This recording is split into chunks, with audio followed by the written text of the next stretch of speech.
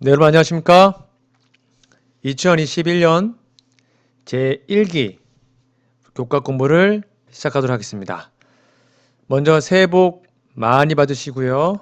2021년 한 해 동안에도 하나님의 은혜와 사랑, 특별히 귀한 성령께서 언제나 함께 하시기를 간절히 소망합니다. 이번 기는 이사야라는 책을 함께 공부하겠는데요. 한 개 동안의 귀한 말씀으로 하나 되는 시간 가졌으면 좋겠습니다. 자, 1기입니다. 제목은 정체성의 위기입니다.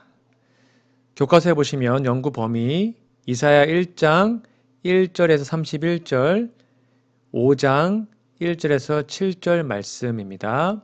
기억절 말씀 여호와께서 말씀하시되 오라 우리가 서로 변론하자 너희의 죄가 주홍 같을지라도 눈과 같이 희어질 것이요 진홍같이 붉을지라도 양털같이 희게 되리라. 이사야 1장 18절 말씀입니다.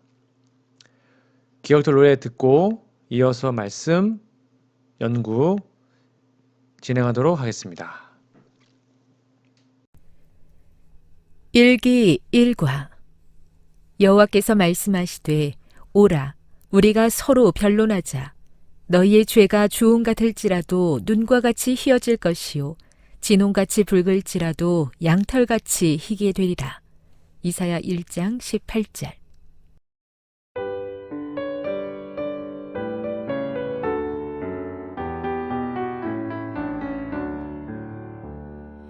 여호와께서 말씀하시되 오라 우리가 서로 변론하자 너희의 죄가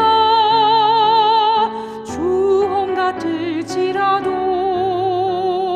눈과 같이 희어질 것이요 진홍같이 붉을지라도 양털같이 희게 되리라. 이사야 1장 18절.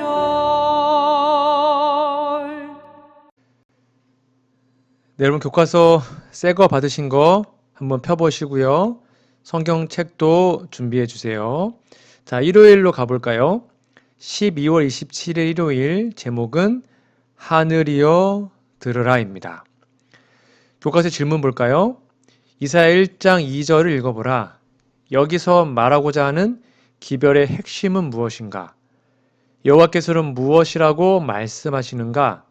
이와 같은 개념은 이스라엘의 역사를 통해 어떻게 나타나는가? 그것이 오늘날의 그리스도인에게도 적용될 수 있는가? 여러분 한번 이사야 1장 2절 읽어보시고 답을 적어보세요. 정답은 하늘과 땅을 증인으로 세우고 이스라엘 백성에게 자식된 도리로서 아버지이신 여호와의 말씀을 귀를 기울여 들으라고 말한 것입니다. 여기서 여호와께서는 이스라엘을 자식이라고 말씀하시므로 당신께서 친히 그들의 아버지가 되신 것을 강하게 나타내셨습니다. 자식된 이스라엘 백성은 불효막심한 자식이었죠. 그러나 사랑의 하나님, 여호와 하나님은 그들을 불쌍히 보시고 부디 아버지의 말을 들으라고 눈물 어린 호소를 하십니다. 성경은 창조 하나님을 우리의 아버지로 계시합니다. 예수께서도 세상에 오셔서 하나님을 아버지라고 강하게 소개하시고 친히 늘 아버지라고 부르셨죠. 예수 그리스도 안에서 하나님의 자녀가 된 우리도 예수께서 아버지라고 부르신 그분을, 즉 하나님을 우리의 아버지라고 불러서 자식된 본문을 드러내야 하고 그러려면 효도하는 자식이 되는 것이 마땅하지 않겠습니까? 불효막심에서 언제나 아버지를 근심하게 하는 자식이 되어서야 되겠습니까? 영존하시는 아버지이시며 전능하신 하나님이신 그분께서 아들의 신분으로 오셔서 순종하고 충성하는 아들의 모습을 확실히 보여주시고 그분을 통하여 아들의 신분을 얻은 우리에게도 순종하고 충성하는 효성스러운 아들들이 되라고 또한 딸들이 되라고 부탁하십니다. 부디 하나님의 말씀에 귀를 기울여 듣고 효도하는 자녀로 하나님 아버지께 영광이 되도록 사는 우리 모두가 되었으면 좋겠습니다. 일요일 예언신의 권면입니다. 영감의 교훈. 천사들은 말없는 증인들. 우리가 다 하늘이 그 얼마나 땅과 가까운지를 알았으면 땅에서 출생한 자녀들이 그것을 알지 못할 때 빛의 천사들이 그들의 동반자가 된다. 침묵의 증인은 모든 살아있는 영혼을 지키고 그들을 그리스도께로 인도하기 위하여 노력한다. 증거보감 3권 32페이지 말씀입니다. 자, 월요일입니다. 12월 28일 월요일. 제목은 부패한 의식주의입니다. 질문이 두 개 있는데요. 첫 번째 질문일까요? 볼까요? 이사야 1장 17절을 읽어보라. 10절을 읽어보라. 소돔과 고모라를 언급하는 이유는 무엇일까? 하나님이 말씀하시고자 하는 요점은 무엇인가? 이스라엘이 하나님의 말씀, 특별히 하나님의 법, 그 말씀에 귀를 기울이지 않는 상태가 마치 소돔과 고모라와 같았기 때문에 그렇게 기록하고 있습니다. 자, 밑에 두 번째 질문이 있습니다. 이사야 1장 11절에서 15절을 읽어보라. 하나님은 그 백성에게 무엇을 말씀하고 계시는가? 그분은 왜 유다 백성이 드리는 경배를 거절하시는가? 한번 읽어보시고 답을 적어보세요. 하나님께 예배는 하는데 완전히 형식이었고 그들의 삶은 예배와 전혀 관계없이 악을 행하기 때문이었습니다. 이렇게 제사하는 사람들은 그들이 악을 행하는 것을 제사로 용서받았다고 헛되게 믿었습니다. 예레미야는 이것을 꼬집어서 기록합니다. 하나님께서 그들에게 주신 말씀이에요. 예레미야 7장 9절 10절. 너희가 도둑질하며 살인하며 간음하며 거짓 맹세하며 바알에게 분향하며 너희가 알지 못하는 다른 신들을 따르면서 내 이름으로 일컬음을 받는 이 집에 들어와서 내 앞에 서서 말하기를 우리가 구원을 얻었나이다 하느냐. 이는 이 모든 가증한 일을 행하려 함이로다. 유대인들은 악을 행하고 성전에 와서 제사하면서 구원을 얻었다고 말합니다. 그렇게 하는 것은 모든 가증한 일을 행하고도 제사로 용서받았기 때문에 괜찮다는 착각을 하는 것이었습니다. 오늘날 교회의 상태를 잘 보여주는 거 아닙니까? 우리도 안식일에 예배하고 예배당을 떠나면서 곧 성경과 상관없는 생각과 성령과 상관없는 언어를 사용하며 그렇게 마치 믿음 없는 사람처럼 그렇게 세상에서 살고 있지 않습니까? 자신이 엿새 동안 하는 삶이 하나님의 영광이 되는지 정말 매일매일 물어보고 있습니까? 그렇지 않다면 이사야가 지적한 그런 상태에 우리도 있는지 모르겠습니다. 제사와 함께 악을 행하는 것은 제사 없이 악을 행하는 것보다 더 악하다고 하나님이 말씀하십니다. 우리의 예배와 우리의 삶을 잘 반성하고 진리를 거슬러 아무것도 하지 못하는 삶을 이루도록, 즉 하나님 외에는 살 수 없는 그러한 삶을 이루도록 하나님께 간구하고 또 간구하는 우리 모두가 되었으면 좋겠습니다. 월요일 예언신의 권면입니다. 주께서 요구하시는 열매, 좋은 열매는 그리스도께서 우리에게 맺으라고 요구하시는 것이다. 선한 말, 자선의 행위, 가난한 자와 고통당하는 자를 동정하는 것이다.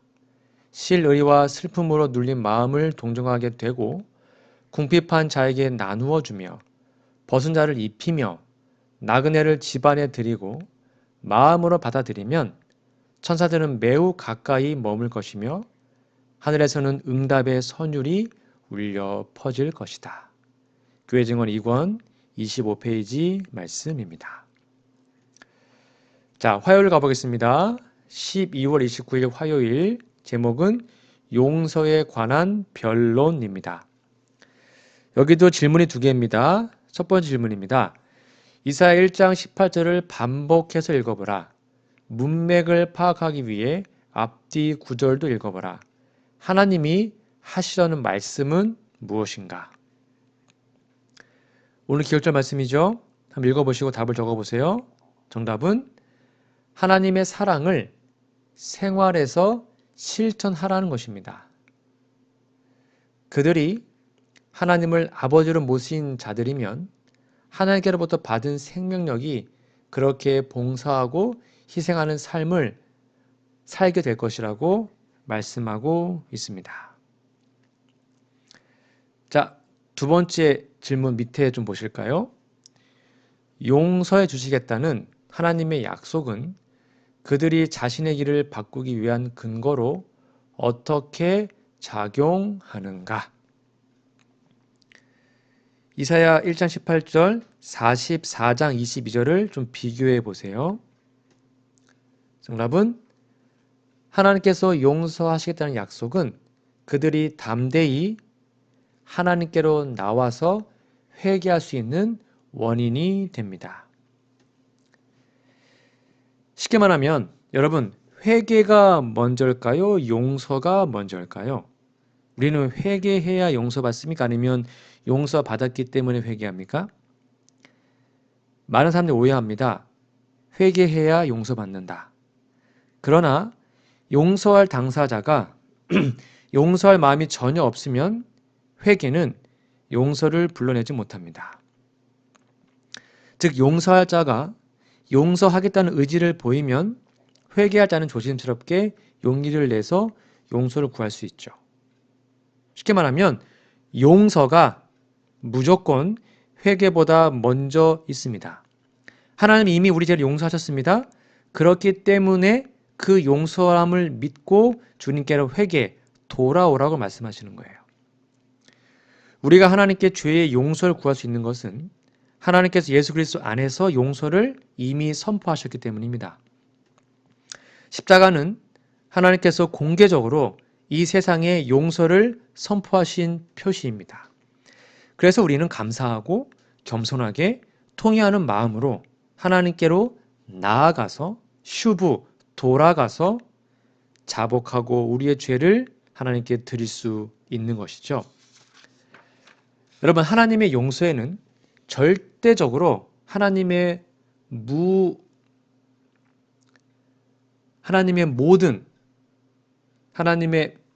완전한 용서가 먼저 있습니다. 하나님의 용서가 먼저 선포되지 않으면 아담의 후손들은 아무도 회개하기 위하여 하나님 앞에 두렵기 때문에 나아갈 수가 없어요. 이거를 잘 아신 하나님께서는 먼저 예수님께서 이 땅에 오셔서 독생자가 되시고 그 다음에 십자가에서 죄를 처리하시고 그리고 부활하셔서 하나님 앞에서 우리를 위하여 친히 간과시게 하셨습니다.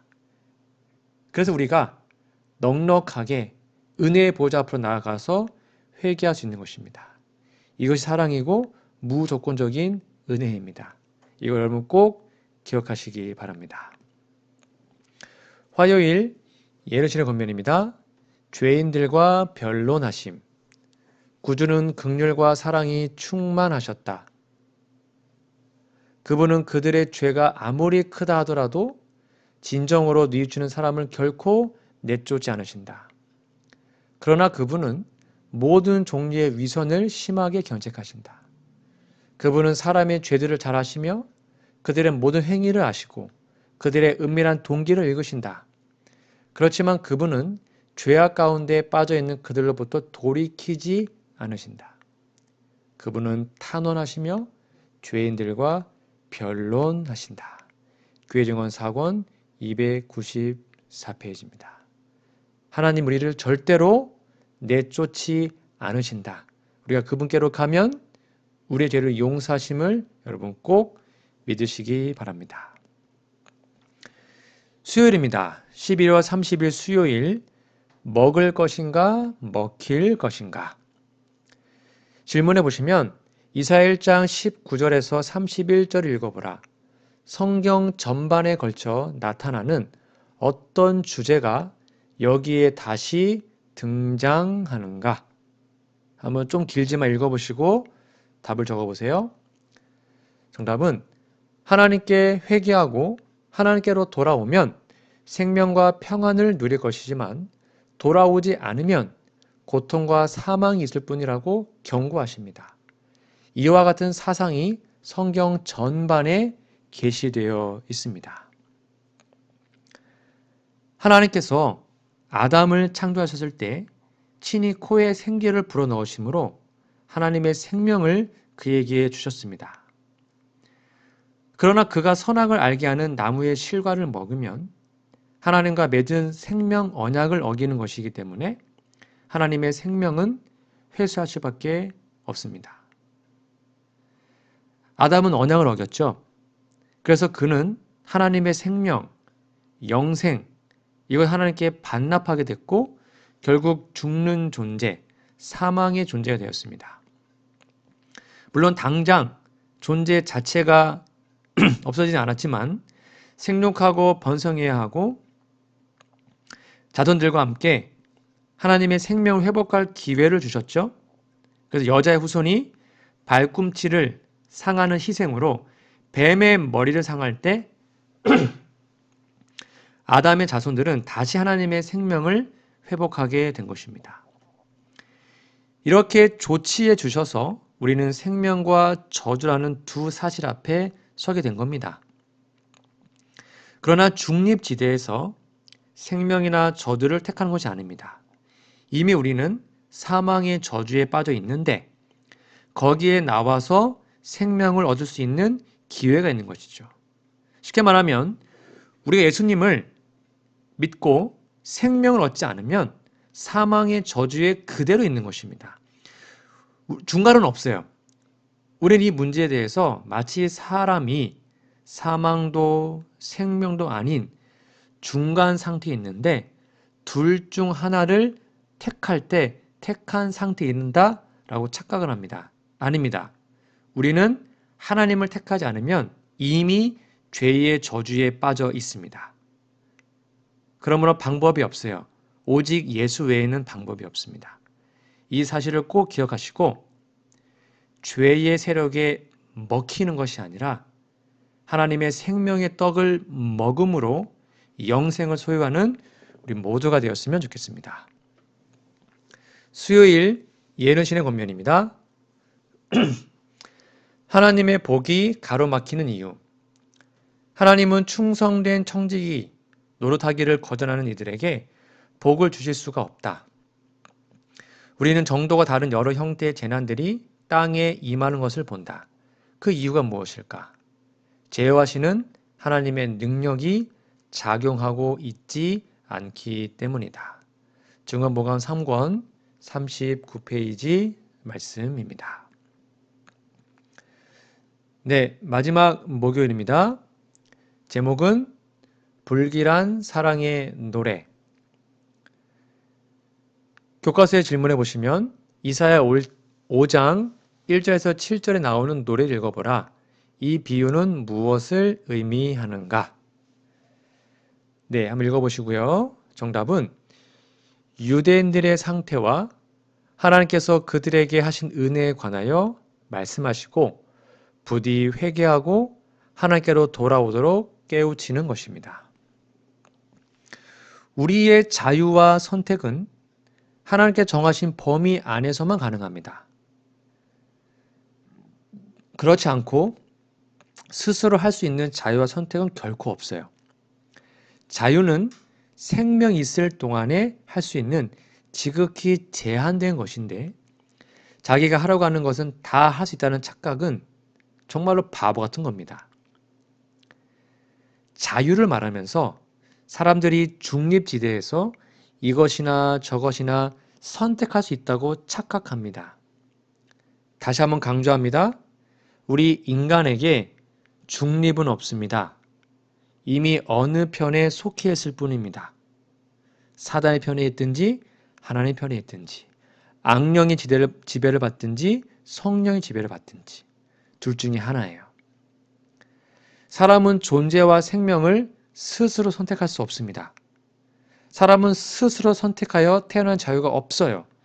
우리는 출생하면서 죽음에 이르는 죄의 병을 앓고 태어났습니다. 아무리 발버둥 쳐도, 아무리 돈이 많아도 우리는 다 죽습니다. 그럼 우리는 스스로 하나님을 선택하지 않으면 다 멸망당할 것입니다. 하나님께서 예수 그리스도 안에서 사망에서 생명으로 옮길 수 있는 조치를 해주지 않았으면 생명을 선택할 수 없게 되었겠죠. 그런 여러분, 하나님의 은혜와 사랑에 감사하고 감격하면서 하나님을 선택하시고 구원 얻는 우리 모두가 되었으면 좋겠습니다. 목요일 예언신의 권면입니다. 성품의 열매를 맺기 원하심. 그분은 그들이 열매를 맺음으로써 당신을 영화롭게 하기를 기대하셨다.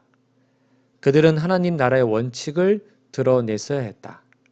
그들은 타락하고 사악한 이 세상에서 하나님의 성품을 나타냈어야 했다. 신물교훈 285페이지 말씀입니다. 오늘은 제1과 정체성의 위기라는 제목으로 말씀을 드렸는데요. 이번 한 기 동안 이사야 본문을 많이 읽으심으로 많은 것을 배우고 또 느끼는 시간 되었으면 좋겠습니다. 연구 범위 성경책 꼭 읽어주시고 기억절도 암송해 주시면 감사하겠습니다. 그 다음 주에는요. 지도력의 위기라는 제목으로 귀한 말씀 연구로 찾아뵙도록 하겠습니다.